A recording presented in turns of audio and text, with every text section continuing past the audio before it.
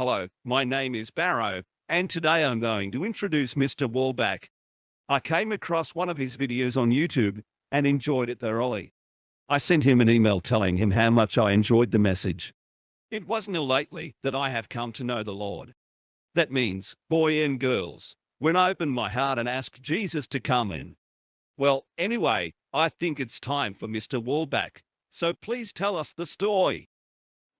Well, thank you very much, Barrow. I really appreciate the kind words and thank you for the introduction. And I appreciate the feedback. I usually talk to children. It's nice talking to an adult now, and it's surprising that in Australia you actually saw a video, and that prompted us to be able to talk a little bit back and forth. And you've shown them to your children now, so that's really neat. And again, I want to thank you for reaching out the way you did. I guess at this point, it's time that we give the children's story. So let's get started on that. Hello, boys and girls. My name is Stevewolbach, and I try to bring God's Word to you through different children's stories every week. And this week we're going to have a couple more. Normally what we do, though, is before we go into the new stories, we will recap what we talked about last week. So let's do that right now. Last week we talked about two miracles. There was also a fisherman's net, was another story, and Jesus feeds 10,000. Now, on the two miracles, this one started out where there was a man named Jairus, and he ended up searching out Jesus. Jesus was in town talking to different people and teaching them, as you would always find Jesus doing. And here, Jairus' daughter was very, very ill, and she was dying. And he believed in God and believed that Jesus would be able to help him. So he wanted to see him. So he was able to catch up with Jesus. And he had asked Jesus if he would please save his daughter, that she was dying. So Jesus said, sure, no problem. Take me to your home and let me see your daughter, and let's see what we can do to take care of her. So it ended up, they're walking through the town to get to where he lives. And along the way, now there were crowds of people. Everywhere where Jesus went, you always had a crowd following him. People knew Jesus. They knew what Jesus could do. They knew Jesus was God's son, and they wanted to be around him. So as he's walking through the streets, he felt somebody touch his robe in the back, and he stopped and he turned around. Who touched me? And here this woman stepped forward. It was I, sir. And she said, I've been sick for over 12 years. The doctors have not been able to heal me. And I know that you can. I felt if I could just reach out and touch you, that perhaps I would be healed at that point. So Jesus said, well, because, woman, you are of faith, and you are right. I can heal you. Go now, you are healed. You will not be sick any longer. And she walked away, and she was feeling just fine. So that was the first of the two miracles in this story. So now he continues on his journey with Jairus and the disciples and crowds of people. And they get to the house, and there's some people inside, and they come out and say, oh, it's too late. The daughter has died. She is no longer alive. And she said, no, that's not true. Please, would everybody come out of the house? Jairus and his wife and Jesus went in. They went to her bedroom, and there she was. And Jairus and his wife are very upset because they thought their daughter had now died. And Jesus said, no, have faith. She's not dead. He knelt down by the side of the bed, and he told her to wake up, that she was just sleeping. And next thing you know, she opened her eyes. She got up out of bed, and sure enough, everything was fine. She had been healed. There was no problem. Well, of course, Jairus and his wife were hugging Jesus and each other, and of course the daughter, they were so happy and excited that she was still alive. So that was the first story of the two miracles. Then we have a fisherman's net. Now, a fisherman's net, this is a story, Jesus actually was telling this story to the people.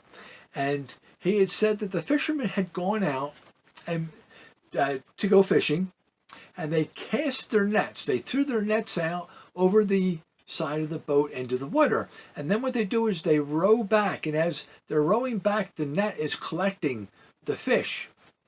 Now, once they get to the shore, they pull the nets in, and sometimes there's a lot of fish in there, sometimes there's not. But it ends up that you get all sorts of things that are caught in the net, right?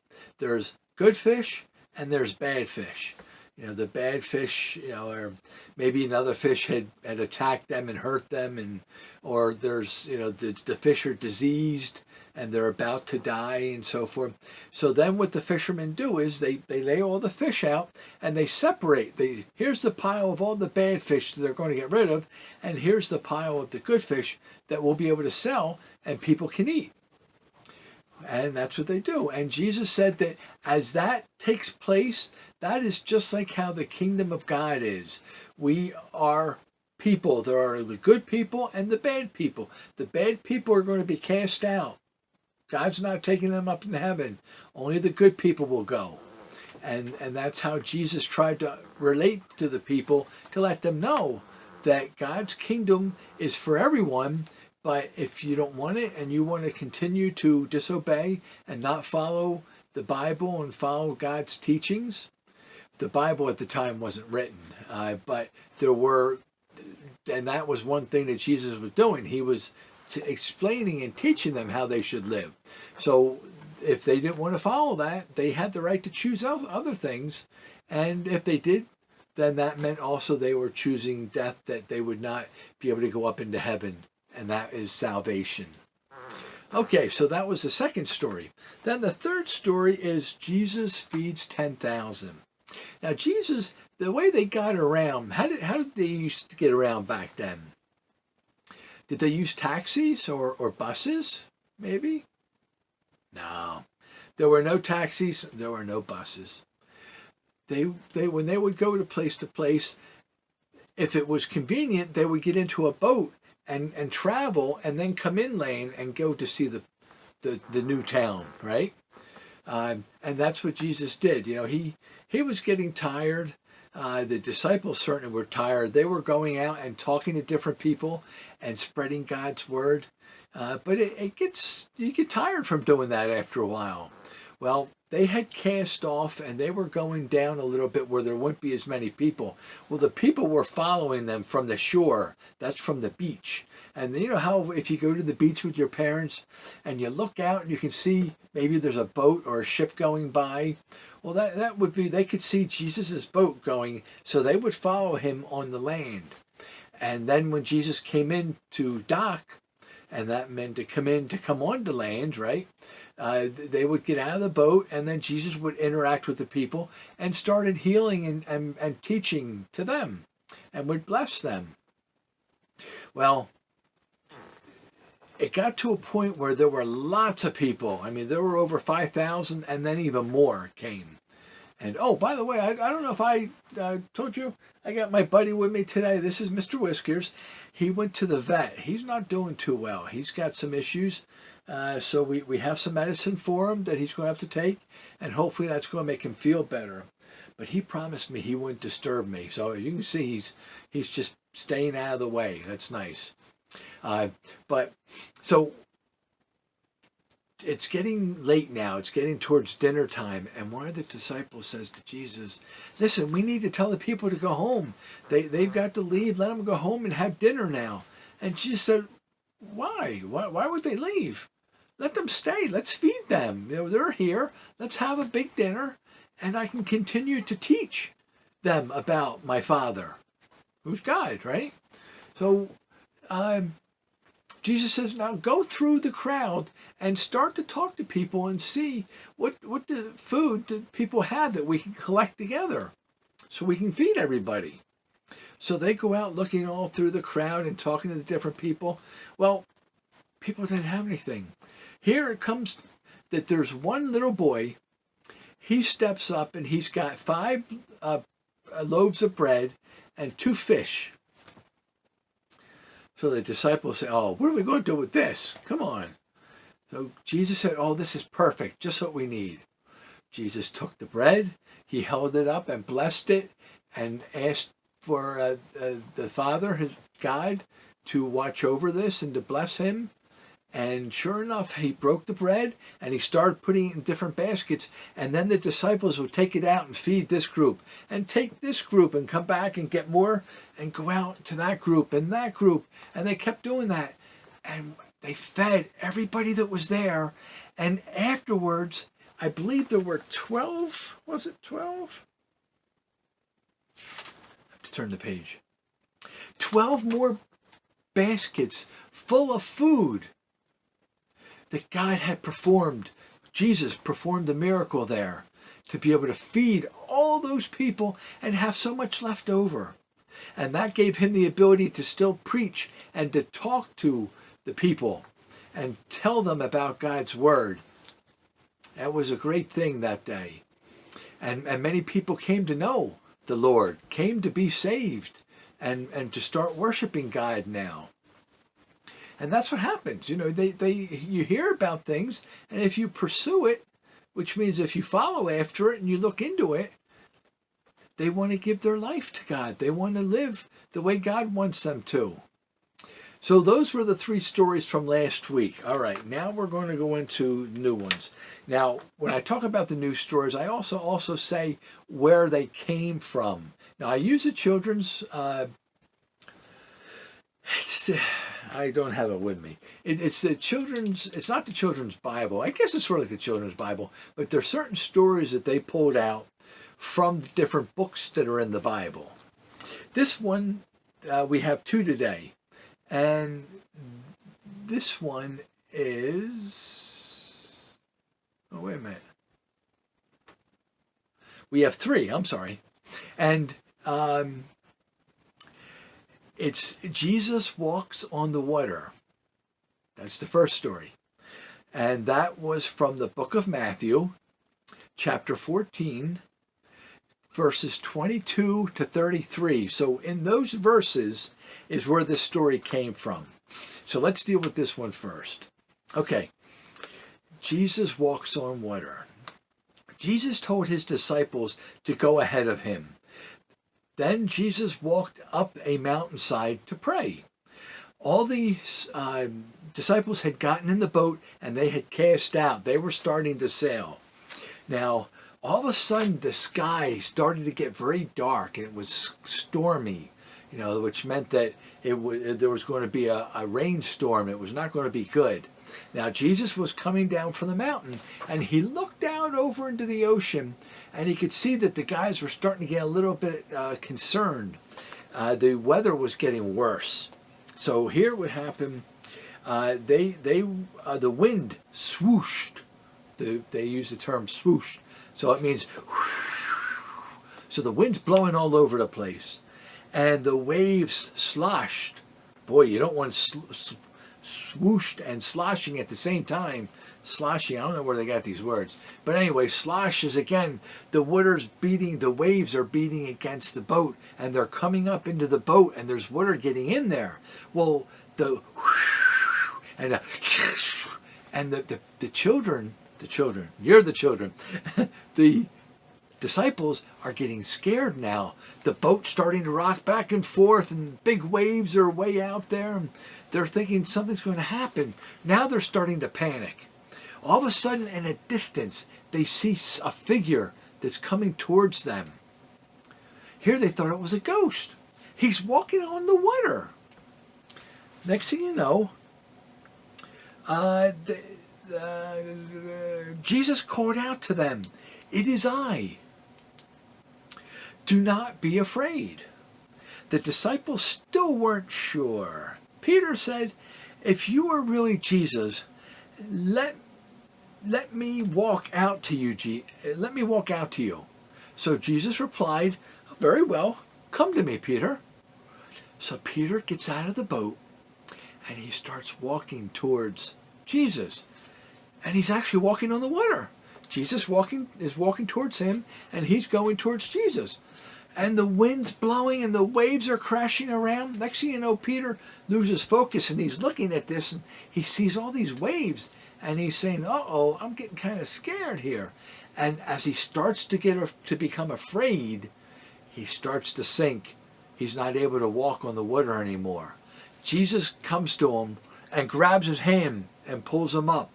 And he says, Peter, why didn't you trust me? I asked for you to come out into the water. I will protect you. You need to have faith. So they walked together and they got back to the boat. They both climbed in the boat. Once they both got in the boat safely, the storm just stopped. It's over. The clouds are gone. The waves aren't, going up and down. The wind's not blowing all over. Everything was calm because Jesus was there. Jesus was protecting them.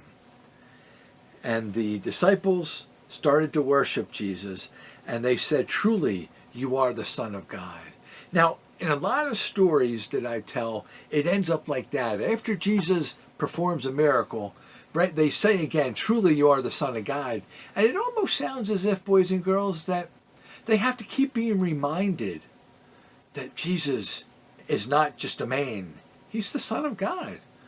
And that God is with us. God protects us. Through Jesus, God is right here with us right now, physically.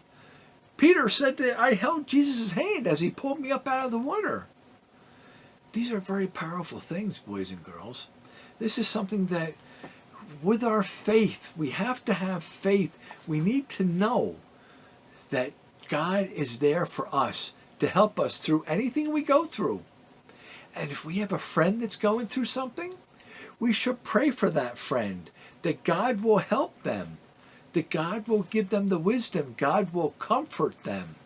Now, comfort, who's familiar with the word comfort? Who? Okay. To make them so they wouldn't be afraid, to calm them. Yes, very good.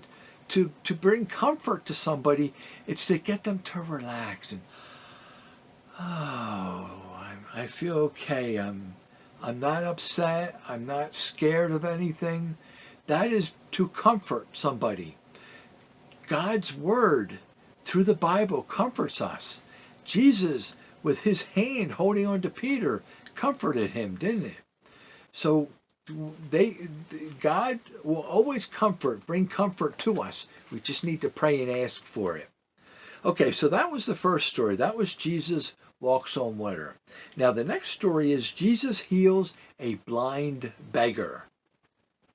Now this is out of the book of John, chapter 9, verses 1 through 12.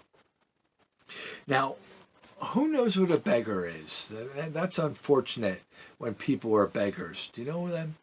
That beggar is like another word for a poor person, a person that does not have a whole lot of possessions, does not have money, that, whatever happened, he normally doesn't have a home, and that he's finding life very, very difficult to live in it because he just has nothing. Well, this blind beggar, and here's a picture that is showing Jesus, and they're looking at the beggar. He was blind from birth. He was just born being blind. And the disciples asked Jesus, they said, Jesus, did he do something wrong? And is that why he's now blind? He's being punished? Or if he didn't do something, maybe did his parents do something wrong and now he gets punished? See, back in the Old Testament, a lot of times they used to think that when people had bad things happen to them, it's because of something they did, that they caused it, that they deserved it because they did something bad or wrong. And that's not true. Here's a clear case. God doesn't punish you because you've done something wrong like that. If his parents did something wrong, God's not going to go. So here's the important thing to remember. God puts, let's say this. Jesus' reply was that he did not commit any sin, but this happened to be God's way so that God's work could be shown in his life. So this was an example God wanted to use for people to see that even though he was blind originally, all his life, and he was a grown man now, so maybe he's 30 years old or something like that, way up there. You okay? You want to leave? Here, come on. There we go, okay?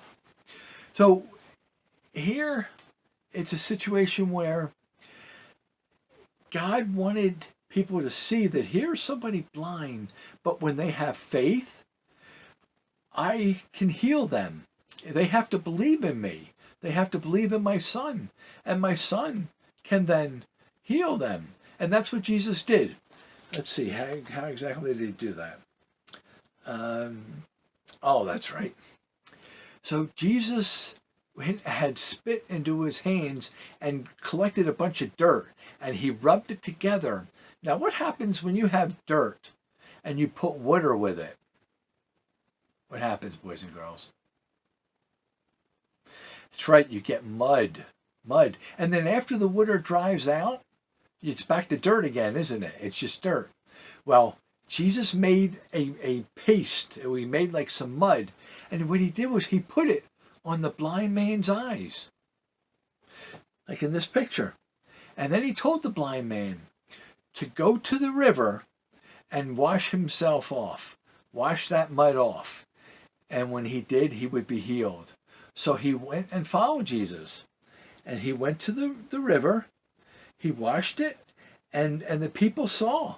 All of a sudden, like in this picture, he could see. Jesus had just performed another miracle, and he gave sight to the blind man. How about that? So that's the second story. That was Jesus heals a blind beggar. Now the last story is money in a fish. Sounds kind of weird, doesn't it? Money in a fish. Okay. Well, it was time. This is from the book of Matthew, chapter 17, verses 24 through 27. So that's only 3 verses. That's not much, but that's where this story came from. Matthew, as you know, is one of the books in the Bible. The Bible is made of several books. When we say books, these are different writings by people. Some people wrote several books. Some people just wrote one. All right, you going back again? Come on, what are you doing? He said he was going to behave. I thought you were going to just sit there and be quiet. Okay, so this is, as I say, this is the book of Matthew, chapter 17, verses 24 to 27. It was time to pay the temple tax. Like nowadays, we always pay taxes. When you go into a store and you buy something, you have to pay a tax, and that goes to the government, that goes to the state. And sometimes when you buy a big item like a car or tires, you end up sometimes you pay federal tax too, or it's built in. But definitely a car, you pay taxes on things. When we buy gasoline, we pay taxes on the gasoline. So taxes have been around for a long time, as you can see, right? There's nothing new about that. Okay, so the money was used to fix the temple. So there's a temple tax. You pay a tax to go to the temple. They collect that, and when something happens and they have to do repairs or something like that, they have the money that they can use to pay somebody to do the repairs and get that fixed. So that's pretty neat. They do that, right? They figured that out way back then, and we still do that today. So one day, some tax collectors had said to Peter, "Jesus does not pay the temple tax, does he?" Peter replied, "Of course he does." Before Peter could ask Jesus what to do, Jesus told him, "Even though I am the Son of God, I will pay the tax. Go fishing. So he's telling Peter to go fishing. Take the first fish you catch, look in its mouth, and you will find a coin. Take it and give it to the tax collectors. It will pay my tax and yours. Peter caught a fish. He opened his mouth and found a coin inside. It was exactly enough to pay, just like this picture, it was exactly enough to pay the tax collectors for Peter and Jesus. So they paid their tax. And they did that with the fish having money in his mouth. Now, how often do you think that happens?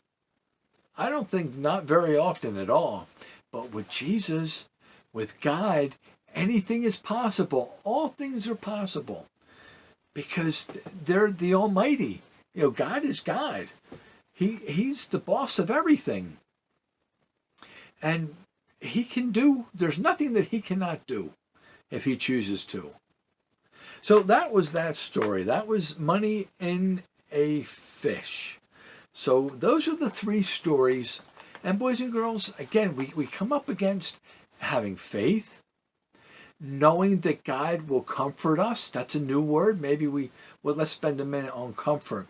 You know, when things happen to us and we get upset and maybe we get nervous, there's a test we have to take in school and we know it's coming up and you're studying for it, but you're worried that you might not get a good grade, that you're going to get some answers wrong.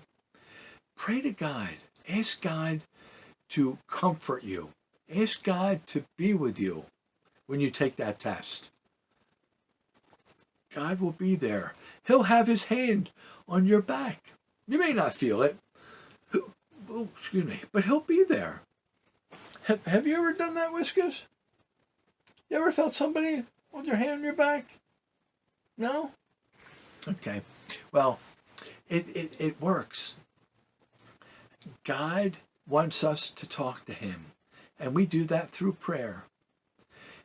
God is here to help us because he loves us, all of us, very, very much. He may not love some of the things that we do, but he loves us, and that's the important thing.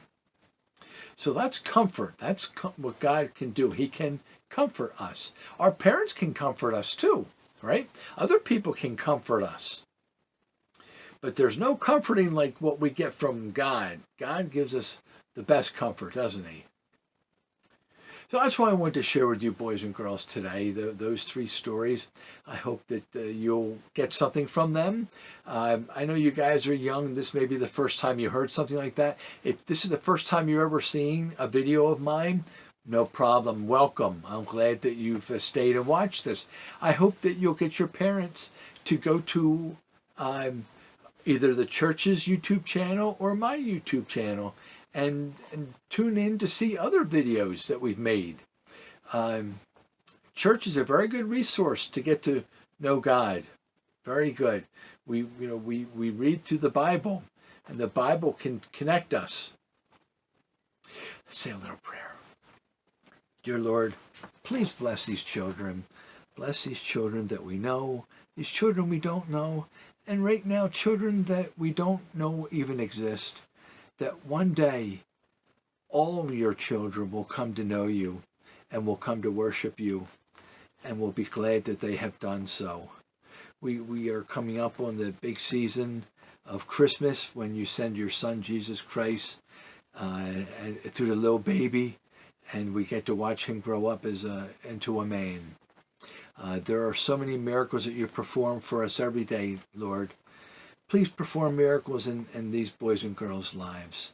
Touch their hearts, touch their minds, that they will thirst for knowledge, that they will want to learn more about you. I pray this in your Son, Jesus Christ's precious name. Amen.